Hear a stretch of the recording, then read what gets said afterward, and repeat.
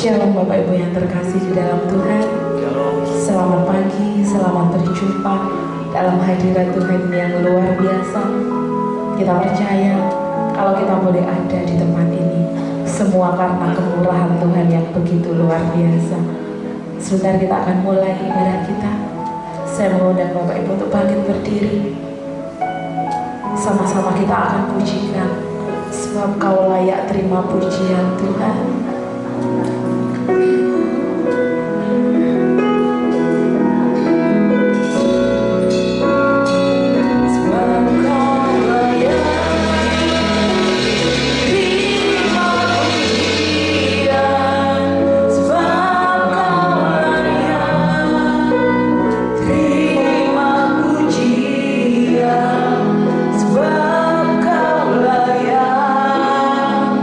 Ku agungkan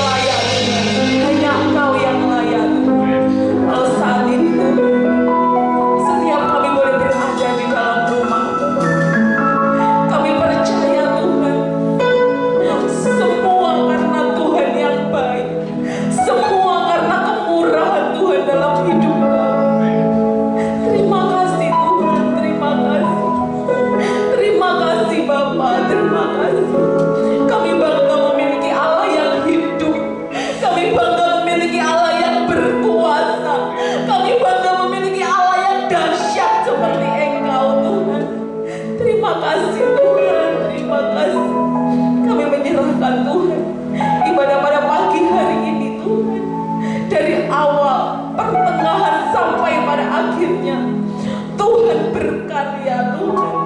Dan kami percaya Tuhan, pengurapan Tuhan akan terjadi dalam setiap kehidupan kami. Yang lemah dikuatkan, yang sakit disembuhkan Tuhan, yang berbeban berat diringankan oleh Engkau Tuhan. Terima kasih Tuhan, terima kasih. Engkau memberkati Tuhan setiap hamba-hamba-Mu yang melayani, tim musik Tuhan, LCD Song Tuhan, singer. Engkau yang memberkati Tuhan. Terima kasih Tuhan, terima kasih. Apabila masih ada kuasa jahat dalam hati dan pikiran kami, dalam ruangan ini Tuhan, pada saat ini kami mau bersatu hati. Kami mau patahkan, kami mau hancurkan segala roh-roh yang tidak berkenan di hadapan Tuhan. Dipatahkan, dihancurkan di dalam nama Tuhan Yesus Kristus. Pergi dan kamu di dalam nama Tuhan Yesus. Dan kami percaya kuasa Tuhan yang akan berkarya dalam hidup kami. Terima kasih Tuhan, terima kasih.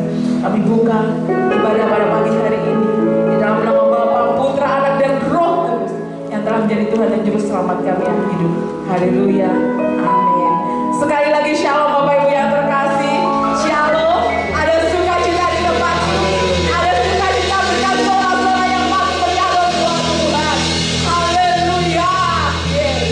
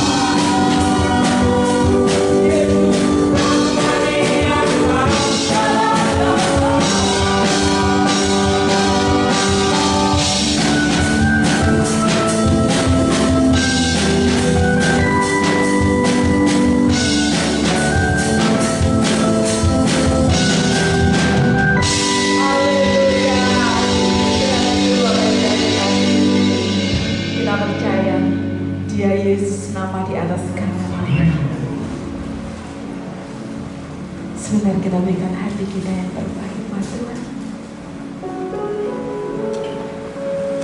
Kita percaya pujian penyembahan kita akan menjadi dupa yang berbau harum dan menyenangkan hati Dia. Karena hanya Dia yang layak setiap menerima pujian kita. Dia yang layak menerima setiap sembah kita.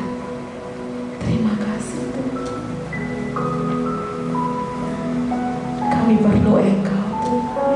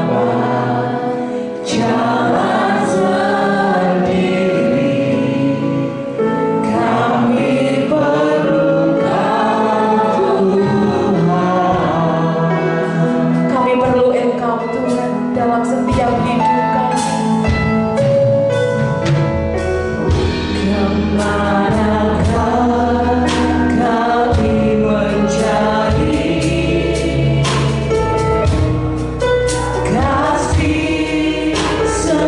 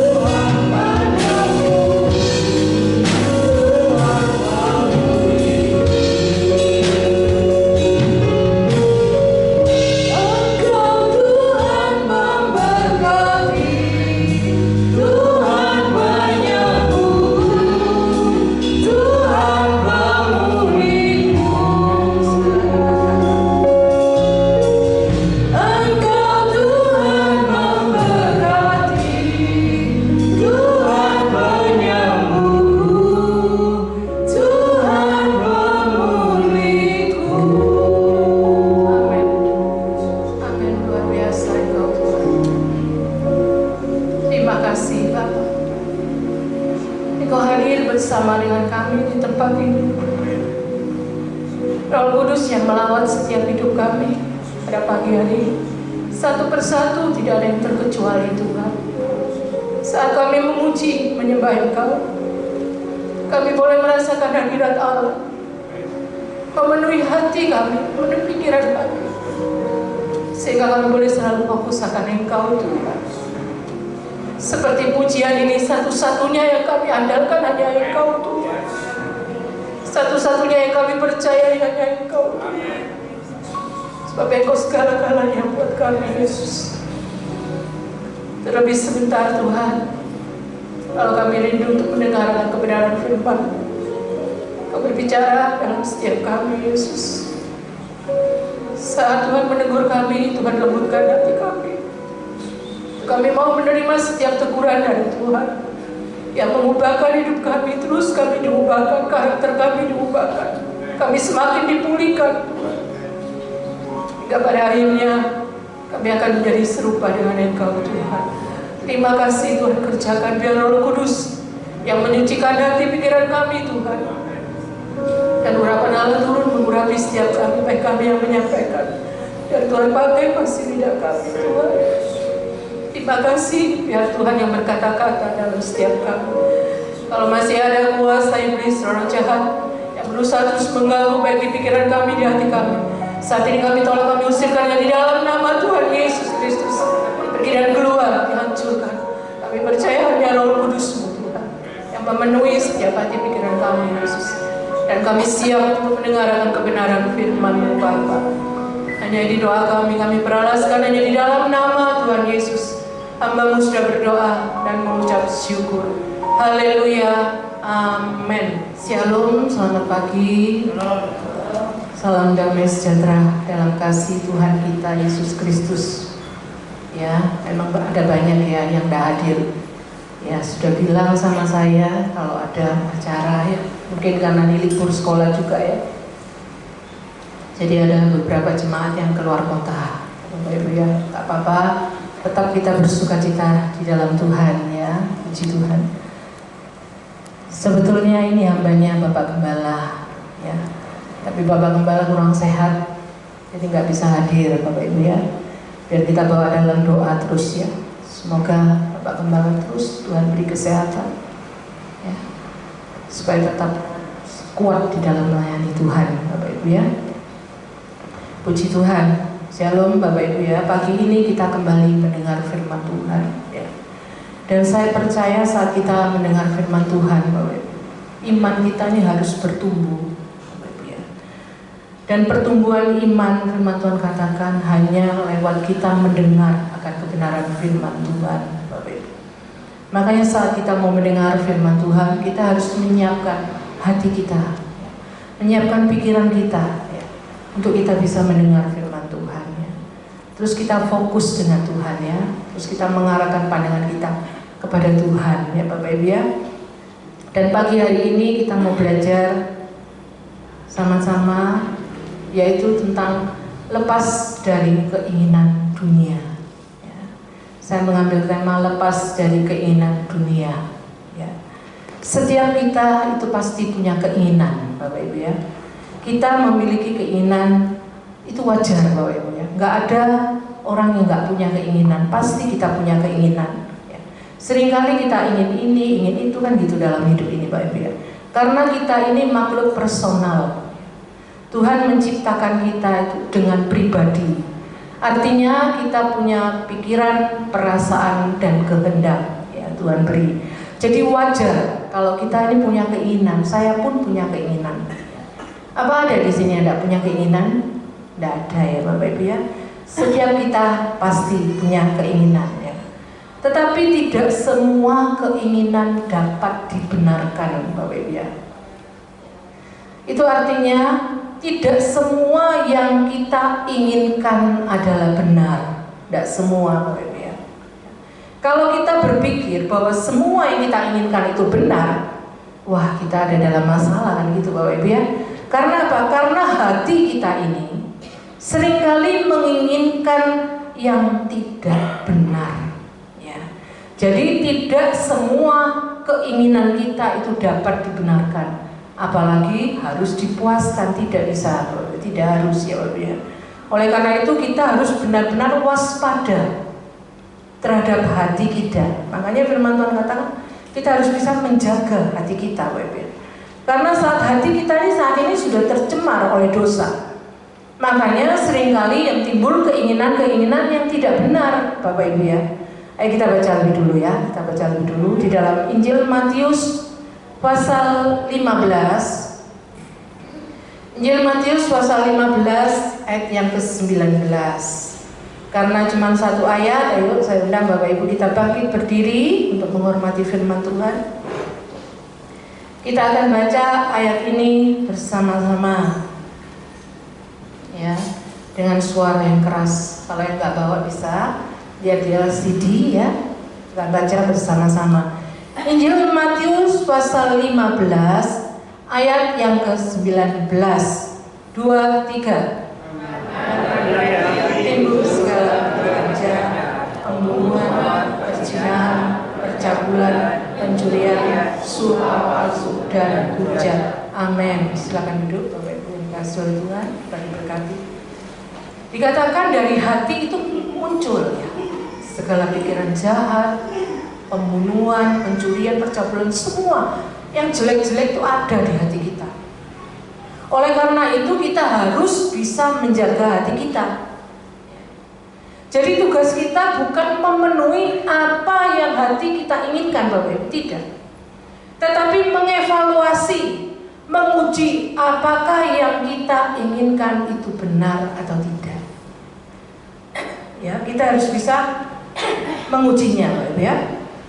Bahkan untuk hal-hal yang kelihatannya baik ya.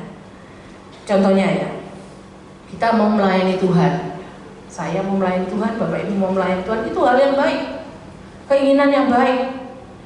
Tapi kalau kita tidak berhati-hati, kita tidak waspada, bisa jadi keinginan itu pada akhirnya menjadi keinginan yang jahat dalam hidup kita.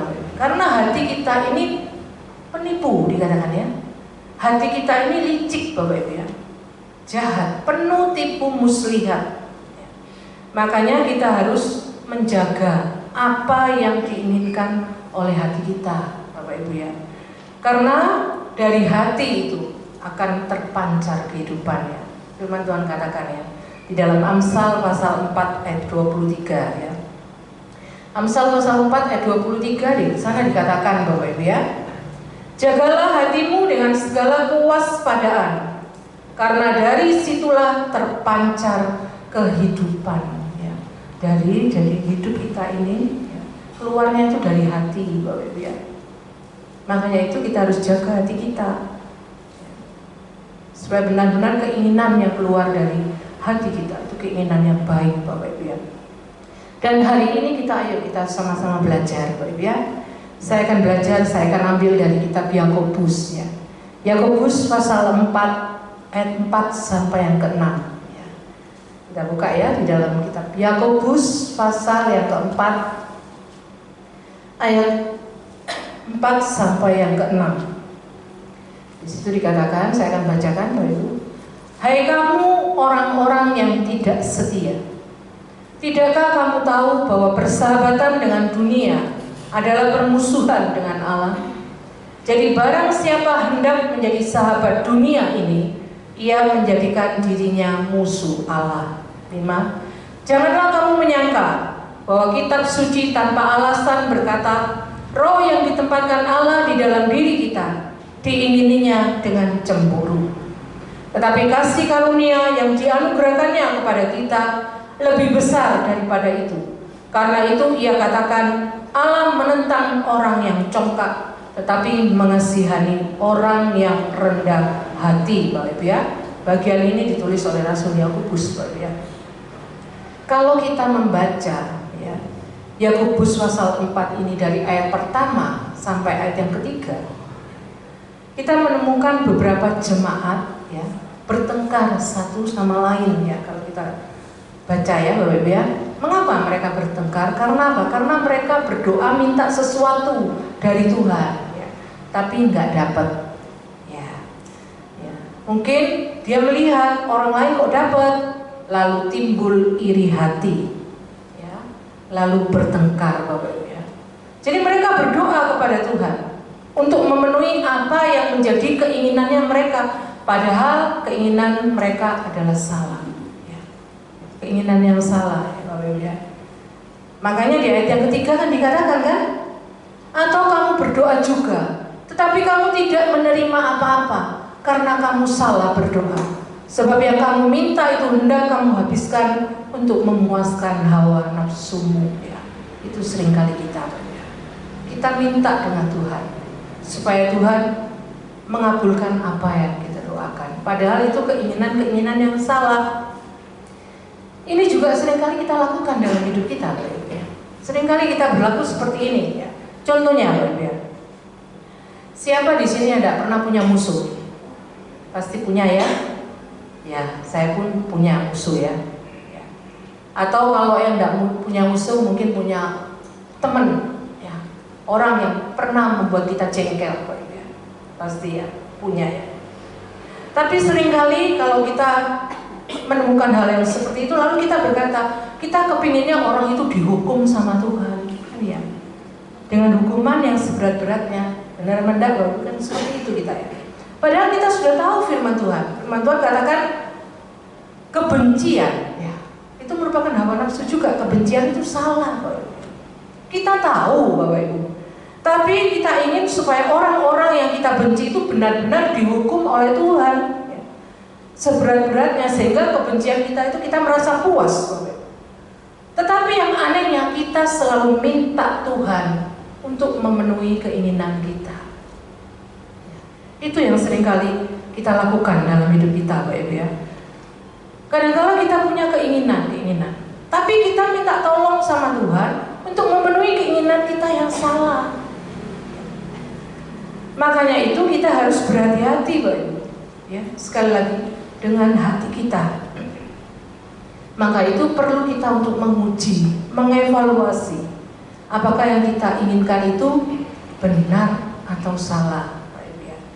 Kalau keinginan kita benar dengan Tuhan, pasti saya yakin Tuhan akan menjawab apapun keinginan kita. Makanya pagi ini ayo saya mengajak kita belajar, ya, dari kitab Yakobus ini kita belajar ada dua hal, dua poin, ya.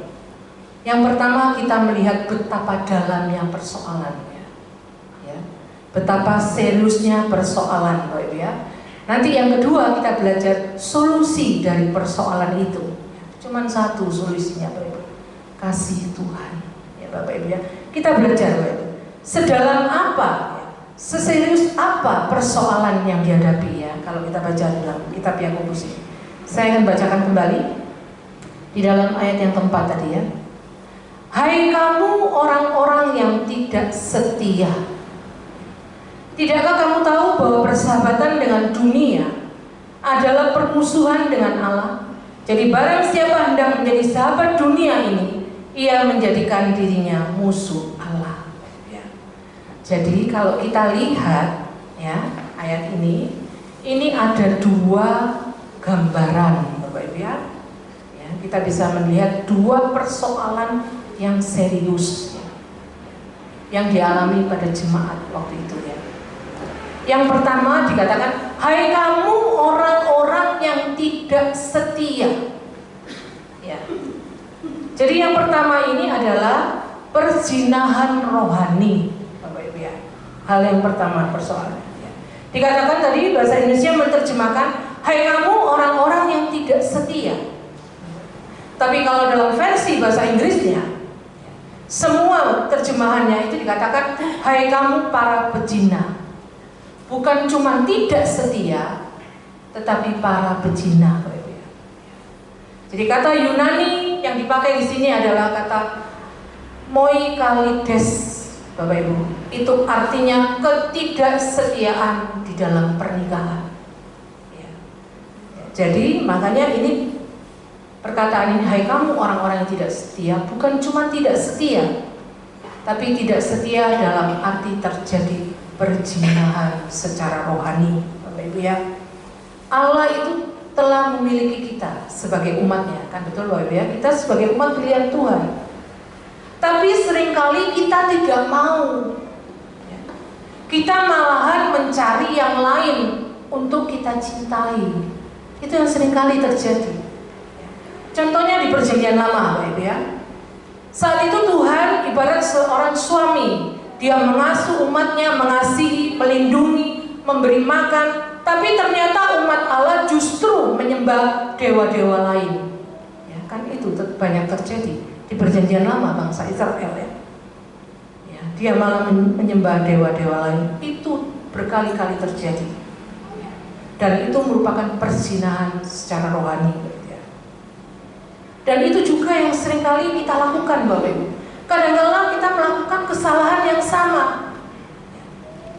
Kita mungkin nggak punya patung, ya.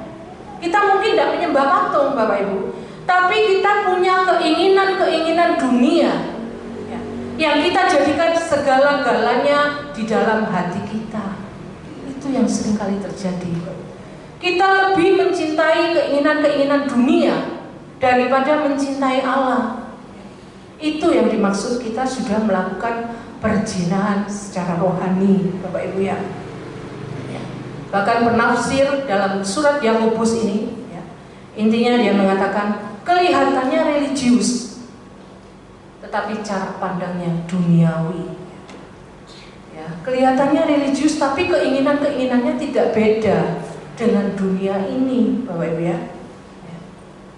Bahkan di dalam Yakobus, kalau kita melihat di dalam Yakobus pasal yang pertama, ya, Yakobus pasal yang pertama, ya, dikatakan orang yang bimbang, ya, orang yang bimbang jangan mengira ia akan mendapat sesuatu dari Tuhan. Kalau kita minta harus dengan iman, jangan bimbang. Itu bukan bicara tentang kebimbangan sesaat, tidak. Ya, itu bukan bicara tentang keraguan yang kadangkala datang di dalam hidup kita, tidak. Tapi itu bicara tentang mendua hati, Bapak ya. Ayo kalau saya baca ya. Di dalam Yakobus pasal 1 ayat 6 sampai yang ke-8. Di situ dikatakan ya, hendaklah ia memintanya dalam iman dan sama sekali jangan bimbang. Sebab orang yang bimbang sama dengan gelombang laut yang diombang-ambingkan kian kemari oleh angin. Orang yang demikian janganlah mengira bahwa ia akan menerima sesuatu dari Tuhan. Sebab orang yang mendua hati tidak akan tenang dalam hidupnya, Bapak ya. Jadi orang yang mendua hati tidak akan tenang dalam hidupnya, Bapak ya. Ini bukan bicara tentang perasaan bimbang yang kadang-kadang muncul, tidak, Bapak. Tapi ini bicara tentang hati kita yang terbagi dua. Satu untuk Tuhan, satu untuk dunia. Itu sebabnya kita seringkali bimbang, karena memang hati kita itu tidak pernah satu untuk Tuhan, Bapak Ibu ya. Hati kita ini terbagi, makanya kita seringkali bimbang. Saat Bapak Ibu bimbang, kebimbangan itu muncul dari hati kita, Pak, bukan dari akal budi, Bapak Ibu ya. Oleh sebab itu timbul keraguan, Bapak Ibu ya. Hati ini tidak setia dengan Tuhan, Bapak ya. Ya, kita seringkali tidak setia dengan Tuhan. Makanya firman Tuhan menegur kita, hai kamu orang-orang yang tidak setia. Ya. Dari sisi akal budi, logika, kita sudah tahu sebetulnya, tapi kita tetap gak bisa percaya kepada Tuhan. Padahal semuanya kita sudah jelas, sudah tahu. Ya. Seperti bangsa Israel. Walaupun dia diberikan banyak mujizat, perbuatan yang ajaib Tuhan lakukan, tapi itu tidak membuat bangsa Israel percaya dengan Tuhan, Bapak ya. Oleh karena apa? Oleh karena persoalannya ada di hati kita, Bapak ya. Oleh karena itu jangan sampai hati kita terbagi, satu untuk dunia, satu untuk Tuhan. Tuhan tidak mau ya, seperti itu ya. Itu persoalan yang pertama ya, perzinahan secara rohani. Sekarang persoalan yang kedua, saya tetap bacakan di ayat yang keempat. Hai kamu orang-orang yang tidak setia, tidakkah kamu tahu bahwa persahabatan dengan dunia adalah permusuhan dengan Allah? Jadi barang siapa hendak menjadi sahabat dunia ini, ia menjadikan dirinya, ini kalau dalam terjemahan lain, ia mengambil tempat sebagai musuh Allah. Ya.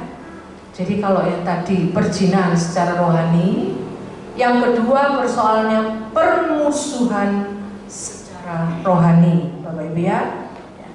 Ketika Bapak Ibu dan saya menginginkan hal-hal yang duniawi, ya saat itu kita bersahabat dengan dunia ini. Ya. Dan kalau kita lihat di dalam ayat ini ya, kita perlu tahu persahabatan di sini konteks kuno, Bapak Ibu ya. Kalau konteks kuno persahabatan itu beda dengan konteks sekarang. Kalau zaman dulu persahabatan itu artinya ya siapa saudara kita itu ditentukan oleh identitas kita, ya dari pertemanan kita. Itu kalau zaman dulu. Jadi kalau kita sudah masuk di dalam bagian dari pertemanan yang ini, kita sudah merasa bangganya luar biasa, Bapak Ibu ya. Ya karena mungkin di dalam pertemanan kita itu mungkin ya ada orang-orang hebat, orang-orang yang luar biasa, ya. Orang-orang yang pandai mungkin, ya. Sehingga kita merasakan bangga luar biasa, ya. Sehingga saat kita berteman, ya, itu yang menjadikan identitas kita. Bahkan bukan lebih dari itu. Bahkan di dalam pertemanan kita, bukan hanya kita mendapat identitas, tapi kita juga mendapat perlindungan, Bapak Ibu ya. Ya. Oleh karena itu orang zaman dulu tuh senangnya seperti itu, kelompok-kelompok pertemanan, Bapak Ibu ya. Kalau kita tidak masuk kelompok sama sekali, maka kita akan dihina, dibuat bulan-bulanan sama mungkin semua orang ya, teman-teman kita ya. Maka itu orang yang masuk di dalam pertemanan, ya dia merasakan aman, Bapak Ibu. Ada perlindungan di dalamnya, dan dia menemukan identitasnya. Oleh karena itu saat kita masuk di bagian kelompok tertentu, maka nggak akan ada orang yang berani macam-macam dengan kita. Oleh karena itu ya, pertemanan itu zaman dulu nih dikatakan ya, itu memberikan identitas, perlindungan, rasa aman, juga memberikan kebahagiaan, kegembiraan ya. Karena orang zaman dulu sukanya kumpul-kumpul ya, nggak seperti orang zaman sekarang, ya. Jadi kalau orang zaman dulu, ya, siapa kita itu ditentukan oleh komunitas kita. Berarti saat kita punya keinginan dunia, kita sudah menjadi sahabat dunia ini. Ya. Baik itu dalam popularitas kita, uang, materi yang kita punya, kuasa. Ya, saat itu kita jadikan sebagai identitas kita. Kita menjadikan itu sumber perlindungan kita, sumber kebahagiaan kita. Maka itu dikatakan kita menjadi musuh Allah, Bapak Ibu ya. Oleh karena itu penting Bapak Ibu ya. Seperti contohnya kalau kita dalam keluarga mungkin ya, kita ada yang kita banggakan dalam keluarga, atau mungkin kita suka cerita mengenai apapun prestasi anak-anak kita. Jadi dimanapun kita bercerita tentang prestasi anak-anak kita ya, supaya semua orang tahu mungkin ya. Berarti ini ada sesuatu kebanggaan. Dan itu merupakan permusuhan dari Tuhan, Bapak Ibu ya, sangat penting. Jadi keinginan-keinginan terhadap hal-hal dunia akan menjadi permusuhan terhadap Allah. Ketika hal-hal yang diinginkan tersebut dijadikan sandaran kehidupan, landasan kebanggaan dan sumber kebahagiaan kita, maka itu kita dikatakan menjadi musuh Allah, Bapak Ibu ya. Tidak semua yang ada di dalam dunia ini berdosa. Tidak semua, Bapak ya. Jadi tidak semua yang ada di dalam dunia ini adalah berdosa. Saya katakan uang netral, Bapak Ibu ya. Tapi uang bisa menjadi berhala ketika sumber kebahagiaan kita ditentukan oleh uang. Identitas kita ditentukan oleh berapa banyak uang kita. Sumber kebahagiaan kita ditentukan oleh uang kita. Maka kita akan menjadi musuh Allah, Bapak Ibu ya. Prestasi netral, Bapak Ibu, tidak salah kita punya prestasi ya. Tapi kalau itu menjadikan sebagai sumber identitas, sumber kebahagiaan, maka itu sudah menjadi berhala dalam hidup kita ya. Bapak Ibu, ada banyak hal di dalam dunia ini yang baik sebetulnya, karena Tuhan menciptakan dunia ini dalam keadaan baik, Bapak Ibu. Tapi hal yang baik saat ada di tangan kita, manusia yang berdosa, itu bisa menjadi berhala, Bapak Ibu ya.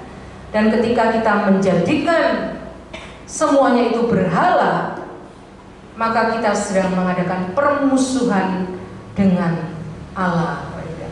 Dan kita sedang mengambil tempat, tadi dikatakan ya. Bahasa Yunani yang dipakai mengambil tempat sebagai musuh Allah, Bapak Ibu ya. Kita penting, kita perlu ingat bahwa pilihan kita itu sebetulnya cuma dua. Ya. Kadang-kadang kita lupa, ya, kalau pilihan kita itu hanya dua. Ya. Pilihan kita Tuhan atau berhala atau mamon, Pak Ibu. Cuma dua, Pak Ibu. Ya.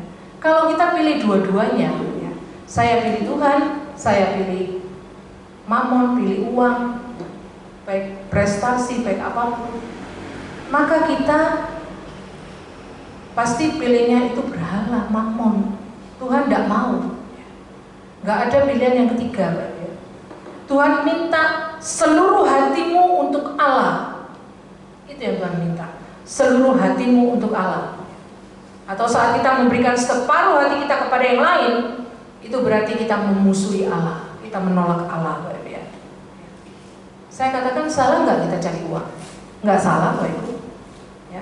Saat kita mencari uang, kita nggak salah. Ya. Kita kerja keras salah atau enggak? Nggak salah, Bapak Ibu. Kita memang harus kerja keras. Ya. Kalau kita tidak bekerja, justru kita salah. Tetapi kalau kita bekerja keras, kita cari uang, bukan sebagai wujud kita mengasihi Allah, bahkan kita menjadikan uang dan karir sebagai Allah, maka kita telah memusuhi Allah. Itu penting, Bapak. Jadi pilihannya kita ini cuma dua. Kita pilih Tuhan atau kita pilih berhala, ya, atau mamon, Bapak ya. Memilih berhala berarti kita memusuhi Tuhan, Bapak Ibu ya. Kalau memilih dua-duanya sama saja. Itu berarti memilih berhala, memilih mamon, ya. Allah meminta kita, saat hari ini, pagi hari ini kita diingatkan, ya, baik saya, baik Bapak Ibu, ya, berikan semuanya kepada Tuhan, atau tidak usah berikan sama sekali, Bapak Ibu ya. Tuhan memberi pilihan kepada kita tegas, Bapak Ibu ya. Kita mau memberikan semuanya untuk Tuhan, atau kita tidak usah memberikan sama sekali untuk Tuhan ya. Kalau kita mencintai dunia ini, Bapak Ibu ya, maka kita telah berzina secara rohani dan kita telah memusuhi Allah, Bapak Ibu ya. Jadi ada dua hal yang perlu kita ingat, ya. Ya, makanya Allah itu Allah yang cemburu, ya. Jadi Dia tidak mau, Tuhan tidak mau, Bapak Ibu. Kalau Bapak Ibu fokus dengan Tuhan, ya Tuhan saja. Apapun yang kita kerjakan dalam hidup ini, ya, semuanya karena kita mengasihi Dia. Ya. Makanya firman Tuhan katakan, ya, apapun yang kamu lakukan, lakukanlah untuk Tuhan, ya, bukan seperti kepada manusia. Firman Tuhan katakan demikian, Bapak ya. Ayo sekarang kita belajar, ya. Tadi kita sudah belajar dua persoalan yang dalam, yang serius, ya. Sekarang kita belajar bagaimana kita bisa mengatasi persoalan itu. Tadi saya sudah katakan, persoalan itu bisa dihadapi dengan kasih Allah, ya. Saya akan bacakan di ayat yang kelima dan ayat yang keenam. Tetap di dalam Yakobus tadi ya. Yakobus pasal 4 ayat yang kelima dan yang keenam. Dikatakan, janganlah kamu menyangka bahwa kitab suci tanpa alasan berkata, roh yang ditempatkan Allah di dalam diri kita diingininya dengan cemburu. 6. Tetapi kasih karunia yang dianugerahkannya kepada kita lebih besar daripada itu. Karena itu ia katakan, Allah menentang orang yang congkak, tetapi mengasihani orang yang rendah hati. Ya. Jadi persoalannya tadi dikatakan, persoalannya itu hati, kan gitu ya. Hawa nafsu dikatakan tadi ya. Karena persoalannya itu hati, ya, maka kita perlu solusi. Solusi satu-satunya dari persoalan hati kita ini, Bapak Ibu, itu hanya bisa diatasi dengan kasih dan intervensi ilahi. Ya. Jadi persoalan yang kita hadapi, karena itu persoalan dari hati, solusinya adalah kasih Allah dan intervensi ilahi, Bapak Ibu ya. Kita perlu kasih Allah, Bapak Ibu ya. Kita perlu tahu bahwa Allah mengasihi kita begitu rupa, luar biasa kasih Tuhan dalam hidup kita, sehingga kita tidak akan mengasihi yang lain, Bapak Ibu ya. Kalau kita sudah paham bahwa kasih Allah itu luar biasa dalam hidup kita, begitu besar kasihnya buat kita, maka kita tidak mungkin akan mengasihi yang lain, Bapak Ibu ya. Tapi seringkali kasih Allah itu tidak cukup buat kita ya. Kalau cuma kasih aja tidak cukup buat kita, Bapak Ibu, karena kita ini manusia yang berdosa. Kita melakukan terus kesalahan demi kesalahan, dosa demi dosa kita lakukan.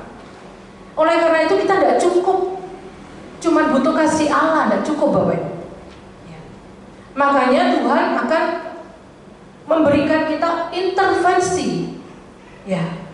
Karena Allah mengasihi kita, maka Dia akan campur tangan, berintervensi di dalam hidup kita, Bapak Ibu ya. Bentuknya apa? Bentuknya hukuman, disiplin ya, buat kita ya. Makanya seringkali kita ditegur lewat firman Tuhan. Kalau kita ditegur lewat firman Tuhan, Tuhan itu baik, Bapak Ibu. Tuhan itu sangat mengasihi kita, Bapak Ibu.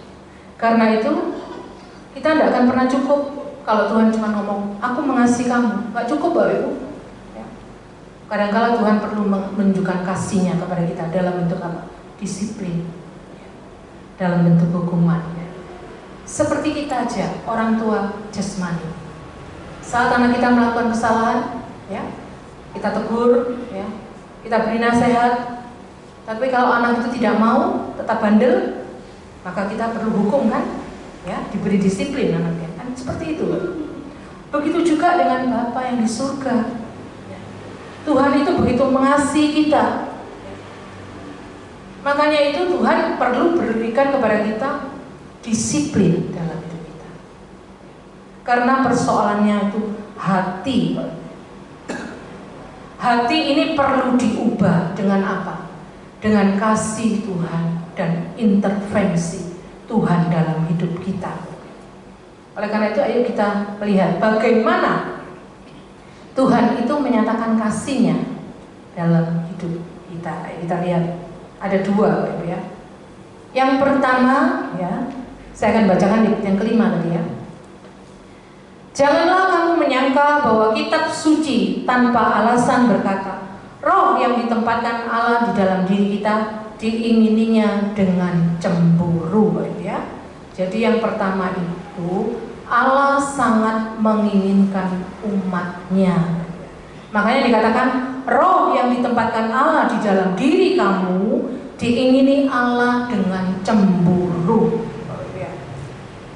Jadi Roh Kudus yang ada di dalam diri kita, yang merupakan meterai tanda bahwa kita adalah milik Tuhan, sehingga Tuhan itu akan melakukan apapun untuk mendapatkan kita.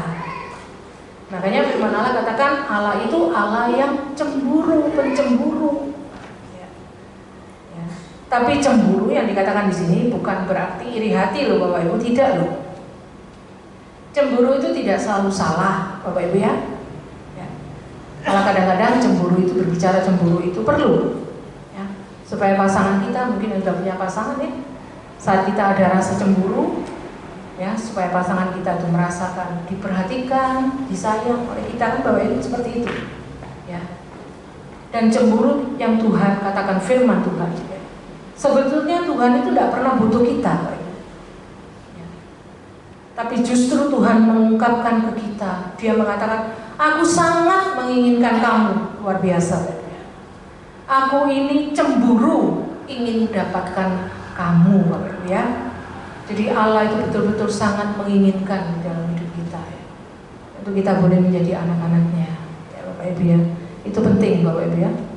Ayo saat Tuhan ya, sudah memilih kita, Bapak Ibu ya, ayo kita belajar terus memberikan hidup kita hanya untuk Tuhan. Seperti pujian tadi, satu-satunya yang ku andalkan, satu-satunya yang ku percaya, hanya Dia, hanya Tuhan. Biarlah pujian benar-benar yang kita naikkan itu kita amini dalam hidup kita, Bapak Ibu ya. Bukan asal kita memuji Tuhan, tapi benar-benar itu terjadi dalam hidup kita. supaya kita benar-benar mengandalkan Tuhan satu-satunya yang kita percayai dalam hidup ini, hanya Dia, Bapak Ibu. Oleh karena Allah itu sangat menginginkan kita, Bapak Ibu. Kalau kita sudah menjadi anak-anaknya, sudah menjadi umat pilihan Tuhan, jangan sia-siakan keselamatan yang sudah Tuhan beri dalam hidup kita. Kita harus berjuang, Bapak Ibu ya, sehingga pada akhirnya kita akan bertemu dengan Dia nanti di dalam kerajaan surga. Itu yang pertama. Yang kedua, saya akan baca di ayat yang ke-6 ya.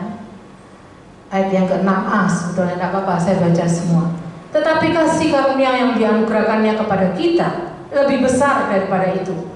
Karena itu ia katakan, Allah menentang orang yang congkak, tetapi mengasihani orang yang rendah hati. Jadi yang kedua, Allah memberikan kasih karunia-Nya yang lebih besar buat kita, ya. Dikatakan di dalam teks Yunaninya, kalau teks Yunaninya lebih jelas, tetapi ia memberikan kasih karunia yang lebih besar. Kalau dalam bahasa Indonesia tadi kan dikatakan, tetapi kasih karunia yang dianugerahkannya kepada kita lebih besar daripada itu. Kadang-kadang kita bingung ya, nggak jelas ya, lebih besar daripada itu. Maksudnya itu apa? Sepertinya seolah-olah bukan kasih karunia. Yang ini kasih karunia, tapi yang itu bukan. Seperti itu. Makanya teks Yunaninya itu sangat jelas. Dikatakan dari satu ini kasih karunia, yang ini kasih karunia, tapi yang lebih besar yang Tuhan beri, Bapak Ibu ya. Tuhan memberikan kasih karunia yang lebih besar, ya. Itu kepada siapa? Kalau kita baca di ayat selanjutnya ya, di ayat yang ke-7, ya. Tuhan memberikan kasih karunia yang lebih besar itu, anugerahnya diberikan kepada kita, ya, kepada orang-orang yang rendah, ya, orang-orang yang mau tunduk kepada Allah dan yang mau mendekat kepada Tuhan. Makanya dikatakan di ayat selanjutnya ya, tetap Yakobus pasal 4 ayat yang ke-7.